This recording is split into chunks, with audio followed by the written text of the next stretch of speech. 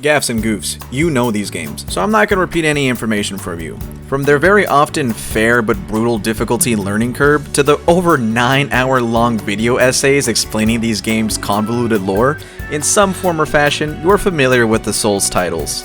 And I'm here to share my experience with these two games in particular, which is not typically the way that these games are played, a little bit more now since Elden Ring has been out, but it was also my first Souls game.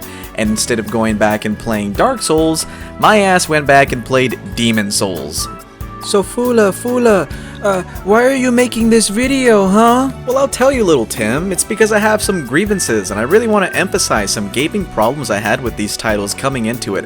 Of course, as a newcomer, I didn't expect these games to teach me much, but I did expect it to teach me at least the very basics. That's exactly what the game proceeded not to do. But like I said, I do have a lot of issues with these games, but I want to go ahead and start off with talking about the pretty brutal opening to these titles. Not necessarily in terms of difficulty, but just really because the game doesn't do a good job at explaining to you just about any of its game mechanics. In my initial Elden Ring playthrough, I actually went through a large majority of the beginning portion of the game just fat rolling. Mostly because the game just doesn't at all explain to you the weight management mechanic, which, of course, if you are a veteran, you should by at this point know. I was not one of them. And I don't mean it to seem like I'm just yapping and complaining about the game, because these are truly both very special games that I implore you to play. These are fantastic experiences that I really do think everyone should go through. The reason why I think this is such a glaring issue is because just about as easily as someone can pick these games up, they're gonna put them just as hard back down. And I'm not even asking for these games to go ahead and hold my hand throughout the entire experience. Of course, as a newcomer, I am expecting these games to be brutally difficult, but I ended up going a large portion of my playthrough just really not knowing what any of these arbitrary numbers mean. At the beginning of your playthrough, you're gonna get the choice to pick a class. Of course, at this point, you won't really know what you're picking. I ended up choosing whichever one I thought looked the coolest. I chose the samurai because, I mean, samurais are fucking awesome. But this really only ended up largely adding to me playing the game, not necessarily how I even wanted to play the game. Now, once I eventually did learn how to level up, which is a can of worms in its own right, I ended up just adding stats into strength and to my health because I thought that's all that really mattered. I didn't really look into dexterity or my stamina because the game just didn't tell me that these were important stats that I should be pouring into. Okay, so let's just assume that even if you are a newcomer, you're familiar with what these stats do. Okay, cool. I can now go ahead and level up these stats. Oh, what's that? You want to know how to level up? Oh, okay, well, in Elden Ring it's a little more simple. You just go ahead and find some lights of grace and then you'll eventually meet Melania. Now, in Demon Souls, you will have to, and I quote, go through the entirety of World 1-1, beat the main boss of World 1-1, then you can finally speak to the Maiden in Black. She then tells you to go to the roof and talk to some weird-ass fucking baby that will then explain to you why you can level up. Okay, cool, I'll go ahead and do that. Where's the fucking baby?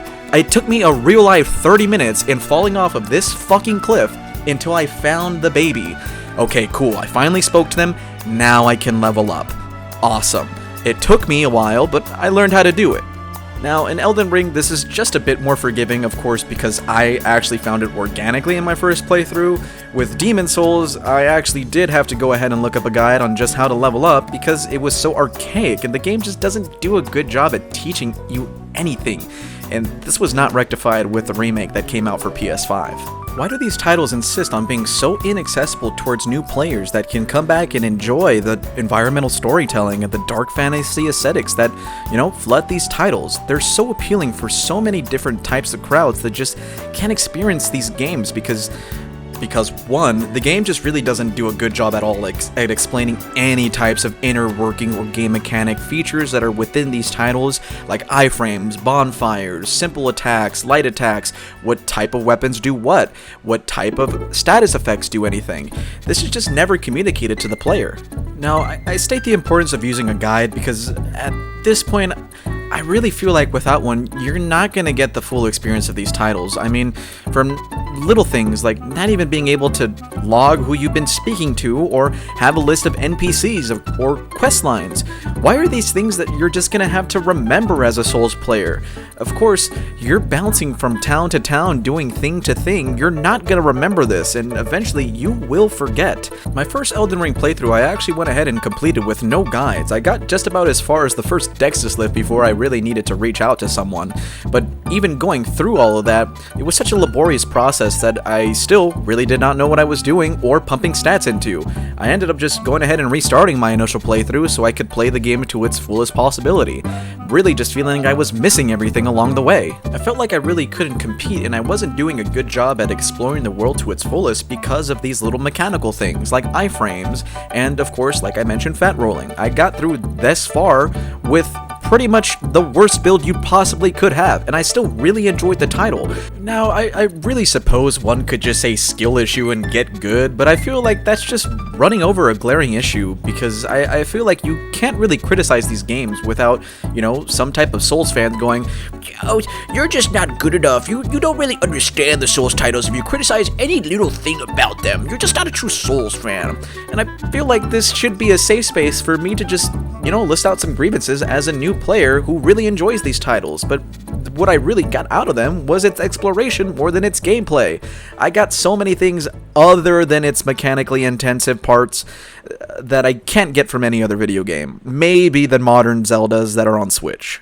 If you are truly just stuck on an arbitrary game mechanic, I can't express it enough to just guide it up, because my goodness, going by word of mouth was very fun, but it was also very difficult, mostly because I just wasn't educated.